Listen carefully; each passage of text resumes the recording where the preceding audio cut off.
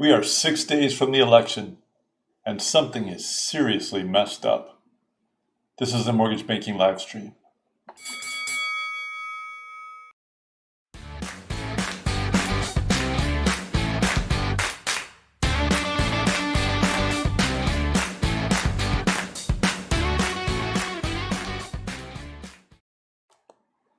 Welcome. This is the Mortgage Banking live stream. Today is October 28th, 2020. I'm Troy Garris Horn. We are here to educate. We're here to connect you with people and information. We're here to entertain and have a good time. We're going to talk a little bit about business today. We're going to talk a little bit about politics and a slight little bit about regulation. If you have any questions, you want any topics that are addressed on this live stream, reach out to me.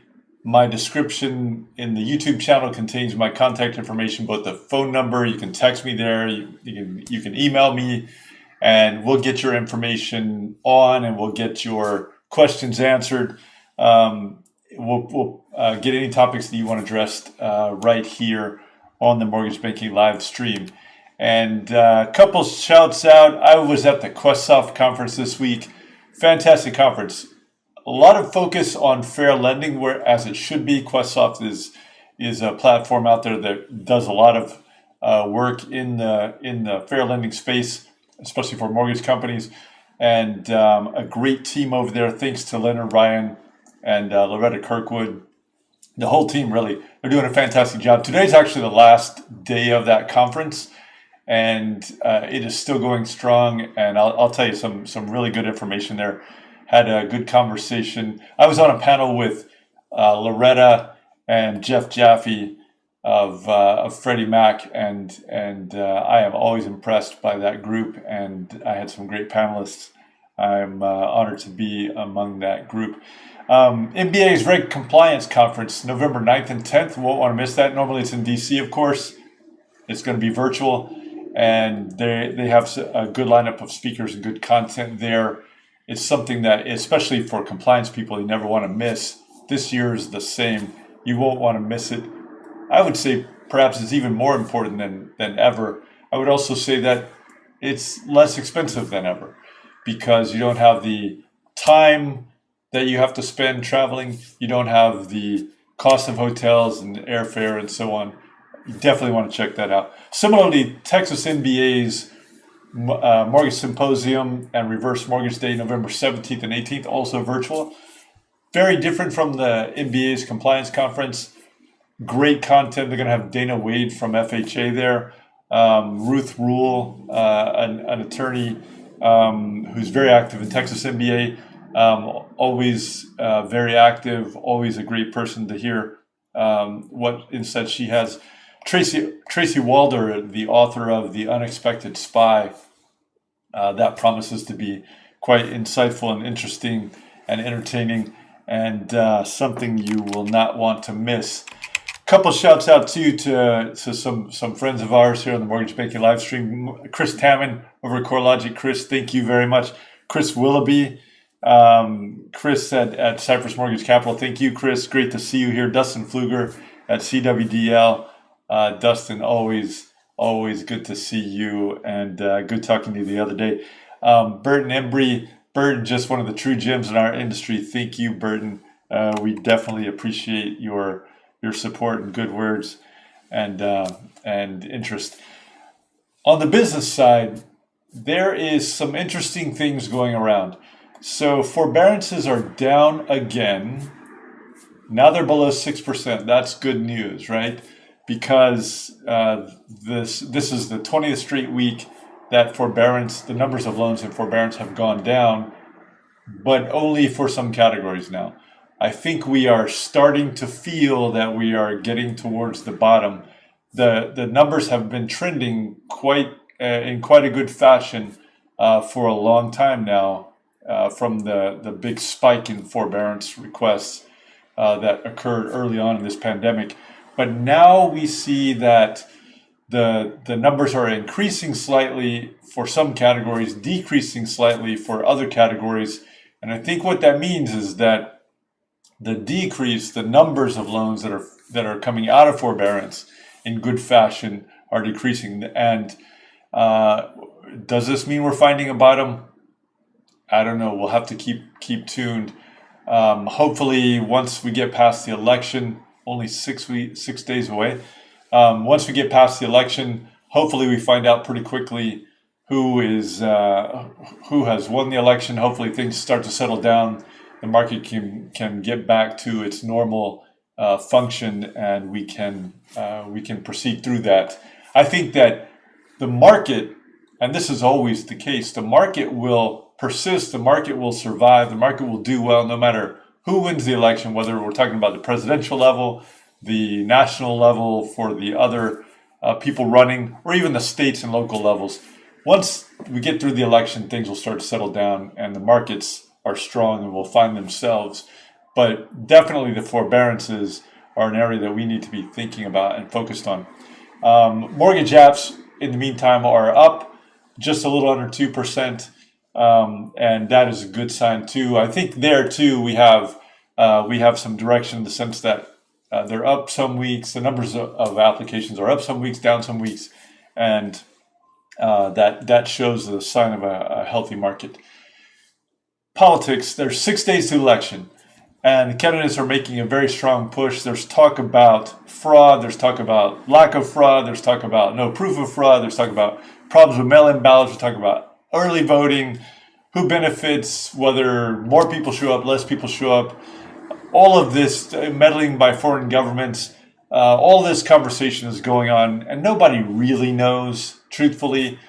But I want to tell you about my experience just briefly here in voting this year, because something really is wrong. Something really is wrong. We have all of these conversations about fraud and the lack of checks and balances in the voting system, and the possibility that government is meddling. And recently we had Ted Kalick on the show here, where he was talking about trying to recruit people in Texas and in Michigan in particular was his focuses, but problems of getting people to work at the polls, the poll workers, who in normal years tends to be similar people, the same people.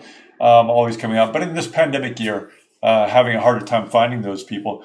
But here's what I did. So I went to early voting. Sometimes I've done mail voting in the past. Sometimes I've done day of polling, day of the election voting in the past. Sometimes I've done the mail-in voting. But I went to early voting this time. It was great. I got there early. Having early voting is great. I got there at a time when I thought that there wouldn't be a whole lot of people. There weren't many people there. That was great. I was met by a teenager at the door who handed me some materials that I would need. It was good to see a teenager involved. As Ted had mentioned on our recent show, people 16 and up were able to work at the polls, so that was good. It's good to see that young people are involved. I haven't seen that, at least personally, I haven't seen that much in the past. You get there, there's physical distancing, everybody's wearing a mask, they have hand sanitizer, everything looks good. When I enter, people are getting pens, like ink pens. They're the sanitized ink pens that you see in restaurants and stores sometimes for signing things. But they're handing out ink pens, and they're handing out what really is a Scantron worksheet, kind of a piece of paper, 1972 technology, Scantron type of a piece of paper. And I think to myself, is this really what we're doing? And they told us make sure whenever you fill in the bubbles to make sure you bubble it in entirely, because the machine needs to be able to read your marks on your bubbling in on your sheets. And I'm thinking, really? This is how we're doing this? So I go up to the poll worker. I talk to the poll worker. Everybody is very nice, very professional. Don't get me wrong. Everybody is. The system is what I'm talking about here. I'm not talking about the people involved, because it was a very professional system. A very professional group of people. Rather, there were several people there. Very few voters when I went. I sort of planned it that way, but plenty of poll workers, plenty of people to help. But the first person doesn't find me in the system, so she talks to person number 2, who I think is has a little more experience with it. He checks. He can't find me in the system. He talks to person number 3. None of them can find me in the system.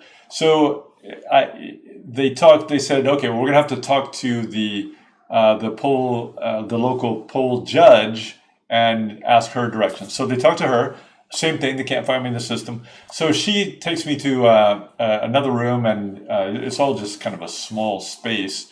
But she takes me to what is the kitchenette area, and she calls somebody in the local county office. I'm in this little township town hall area, which is where I was doing this early voting. So she calls the county office and says, she describes the problem, can't find me. I have my driver license, it has my proper address on it.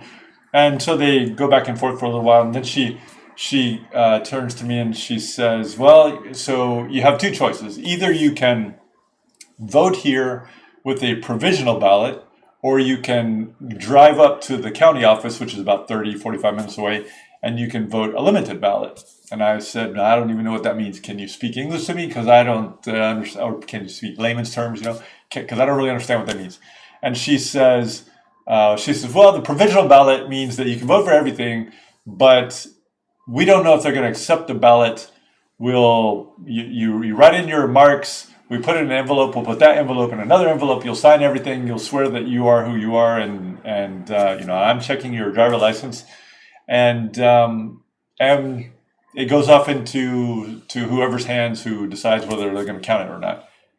And I said, well, what do they use? What sort of criteria do they use to count it or not? And she didn't really know. It's not her job really, and I understand that. It's not a slam on her by any means. She was very professional, very caring and kind, and trying to help. And she said, well, you can do that. That's a provisional, or you can do the limited ballot, which is you can drive to the county office and vote just for the national or statewide positions. On the limited ballot, you wouldn't be able to vote for any of the local people. And so I said, well, I'll do the provisional. I hope they will count it. I don't really know, but that's what I did. So they gave me the ballot, same ballot as everybody else had. I filled it in. And then she needed a number. We didn't have the number that she needed, so we called back to the county again. We went back to the kitchenette, we called the county again, and they read out a number. She had to write it down, and then they put that number on this ballot. We put it in the envelope. I sign. Put in another envelope. I sign, and then I hand it to them, and it goes off to wherever it goes off. Nobody really knows. They give me a sheet of paper, disclosure, saying you've cast a provisional ballot, and it will be decided at a later time, whether it will be counted or not, and based on what information we don't really know. But it is a problem. First of all, it took me about 30 to 45 minutes, just me. It took about 4 or 5 people because everybody was asking each other, and then they had to call twice actually to this person that was sort of higher up the food chain, so to speak, and. It's not even clear that it's going to be counted. Something in that system doesn't work. I don't know what it is, but something in our system is messed up. Now, I'm not saying this to raise alarms and say, this whole voting this time around is going to be botched, it's going to be wrong, it's going to be incorrect. I'm not saying that. What I'm saying is we are using a system that I have always assumed is legitimate and correct and accurate, but this kind of a system would not pass scrutiny with any CPA firm. It would not pass scrutiny with any kind of an examination by any regulator that a mortgage banking company, for example, might have to face. So if the CFPB type of a person came in and examined this system, it would not pass. It just would not pass. We can't do it immediately, I understand. Can't do it overnight, I understand. Won't be in time for this time around, I understand. But we need to get a better system for voting in the United States because this system is flawed. And what we need to do is work on that over the next years and make it a better system that we can't have the problems that people are talking about. You can't have foreign meddling. You can't have lost ballots. You can't have people setting up fake ballot boxes to drop ballots in. there is just way too much potential for mischief in our current system. And I'm not saying it's one side of the aisle or another side. That's not my point. My point is our system is just not safe. We need to fix it. This is the Mortgage Banking live stream. If you find this information helpful, please share it with your friends. Hit the chime and on the YouTube channel, and let us know. And send in your topics, and we'll talk about it. We'll get them addressed. And we will talk to you again soon. Have a fantastic week, and make sure to vote. It may be a flawed system, best system we got so far. Better every day. Have a great week.